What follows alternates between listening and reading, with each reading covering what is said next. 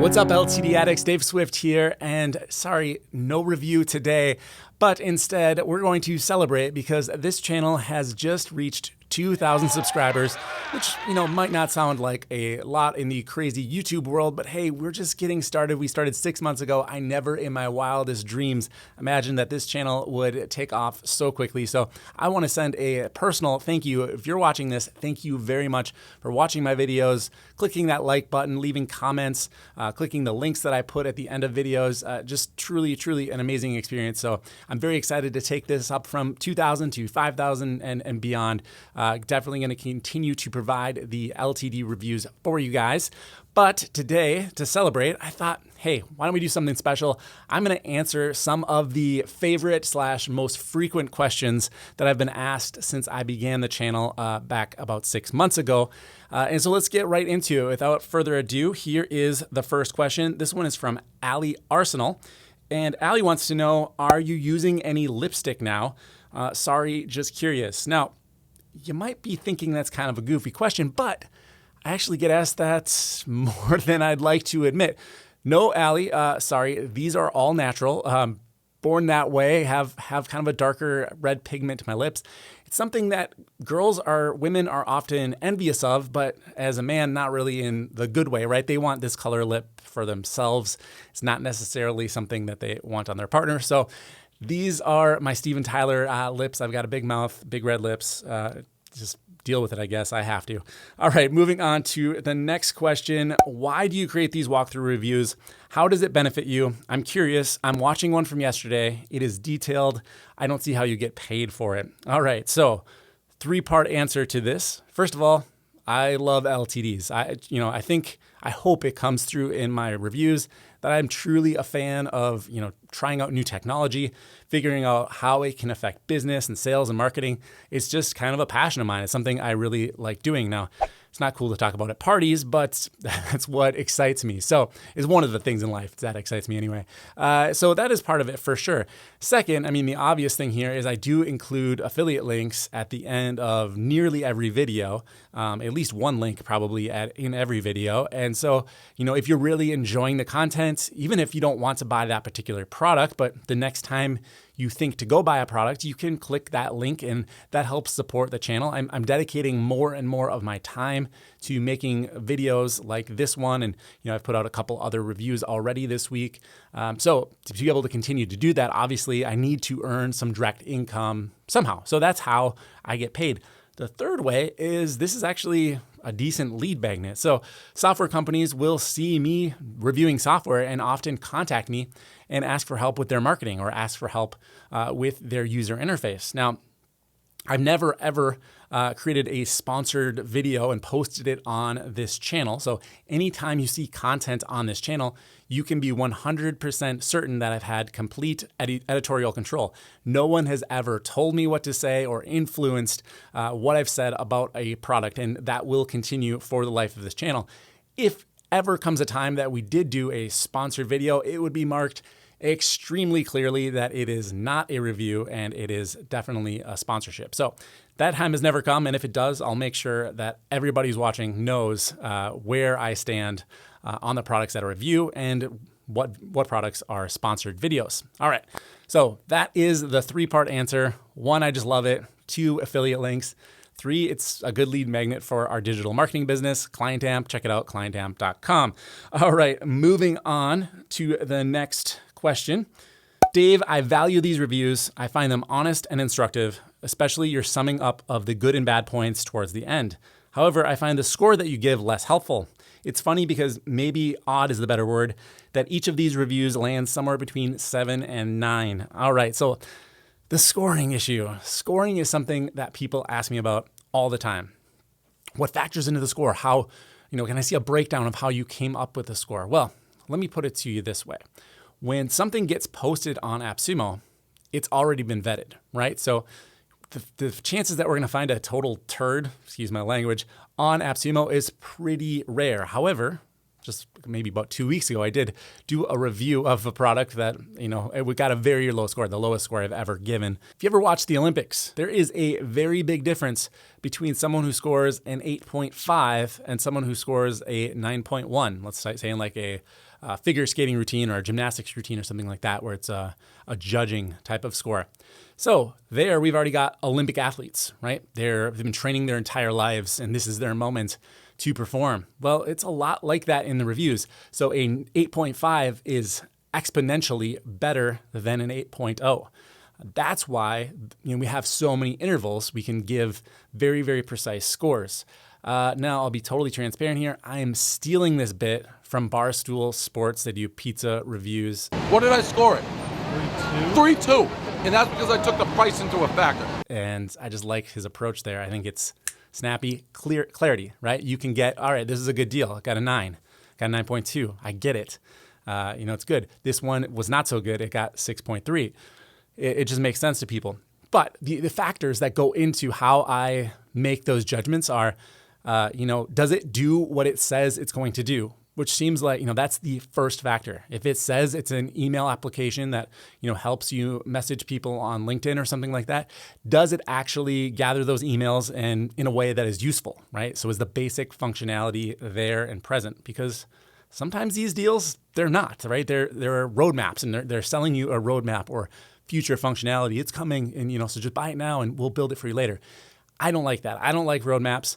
So I always look for, is the core functionality there? And that's what I'm going to base the judgment on.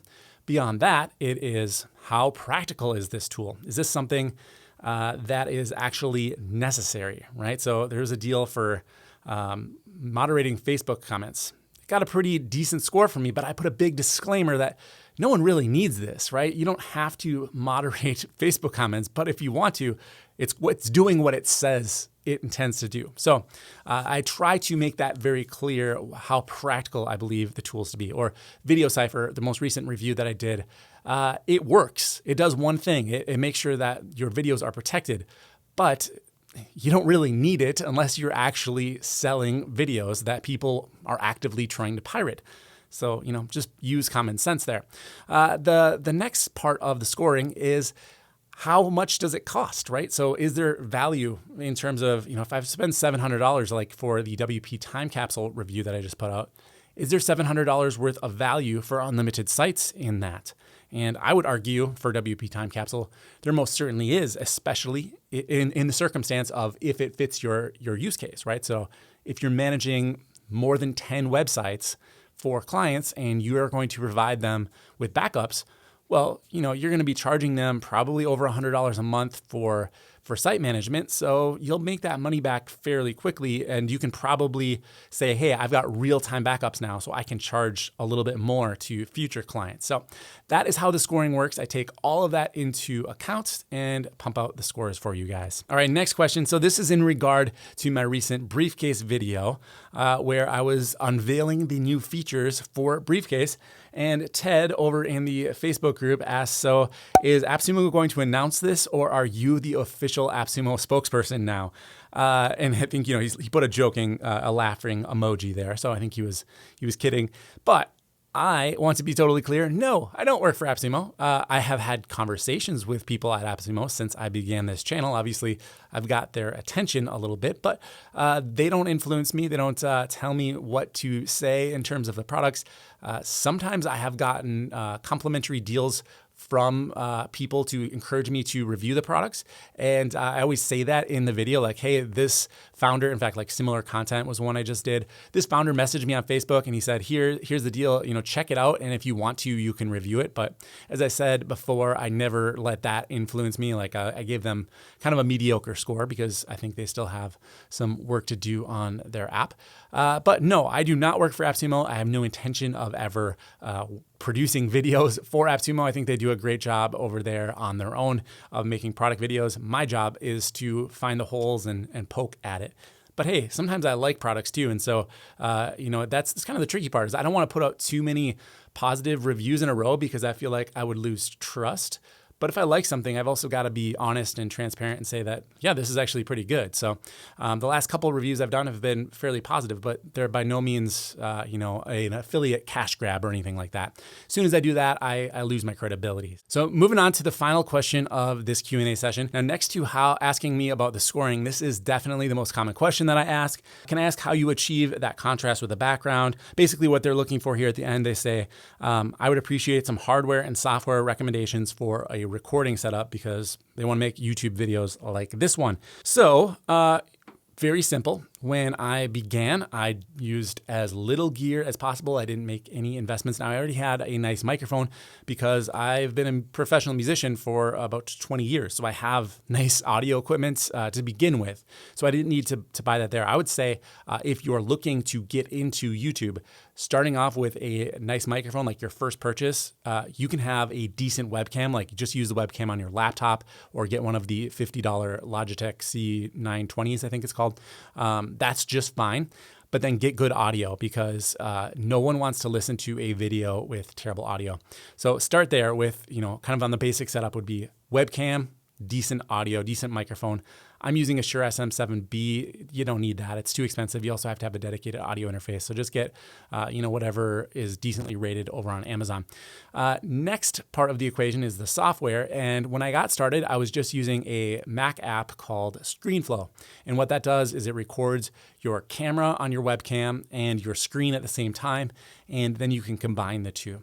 Now, since then, I have gotten more sophisticated. In fact, at this point, you may have noticed my recent reviews seem more scripted, and that's because they are. I'm reading off a teleprompter. I'm not right now, but in probably the last 5 or 10 reviews, I've sat down ahead of time so I can kind of compose my thoughts a bit more, wrote out a script and read them into a teleprompter. I'm still planning on doing some kind of live walkthroughs where I'm, doing the old-fashioned kind where I'm just recording the video off of my webcam. But that is kind of the upgrade, right? And I only did that after I got well over 1,000 subscribers, and I knew I wanted to invest in this platform to make it grow. So just like Noah from AppSumo would probably preach, validate first. Don't go buy a bunch of expensive equipment and expensive software and then expect to just magically have if you're not creating videos, buying equipment is not going to inspire you to create the videos. So start building your audience.